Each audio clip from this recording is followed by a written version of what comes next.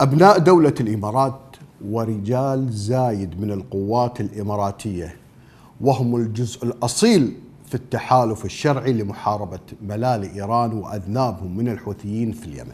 شاركت القوات الإماراتية في تحرير معظم الأراضي اليمنية، لكن اللي أزعج حزب الإصلاح الإخوانشي ومن يمولهم، واللي أغضب ملال إيران، أن كل ما قاموا فيه في اليمن تم هدمه. يقوم حزب التجمع اليمني الإصلاحي الإخوانجي بأعمال الابتزاز للتحالف، وتناسى حزب الإصلاح جرائم الحوثيين في اليمن عندما هب رجال زايد في مساعدة الشعب اليمني.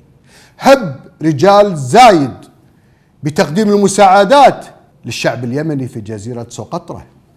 تم تقديم المساعدات وبناء المستشفيات وتطوير البنية التحتية وتطوير الميناء والمطار وترميم المساجد والمستشفيات، غير المساعدات الإماراتية اللي قدمت بعد الإعصار اللي ضرب الجزيرة عام 2015.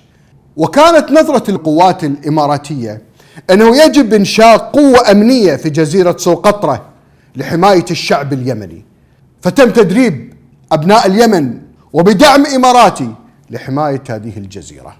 هذا العمل أغضب حزب الإصلاح، لأن هذا العمل أوقف بيع الجزيرة لتنظيم الإخوان المسلمين ومن يمولهم. منعوا أن تكون الجزيرة قاعدة لتهريب الأسلحة، أصبحت مدخل آمن للسفن وتتحكم في الجزر القريبة من اليمن. الجيش الإماراتي اللي يتواجد في كل اليمن واليوم يعترضون لأنهم موجودين في جزيرة سقطرى.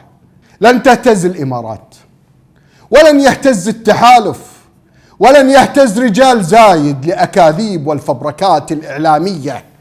بإذن الله ستتحرر باقي المناطق اليمنية وستعود اليمن لأهلها، ولن تختطف من قبل الإخوان وملال إيران، وستبقى القوات الإماراتية جزء أصيل في حماية الأمة العربية، ولن تلتفت لإشاعات الجزيرة.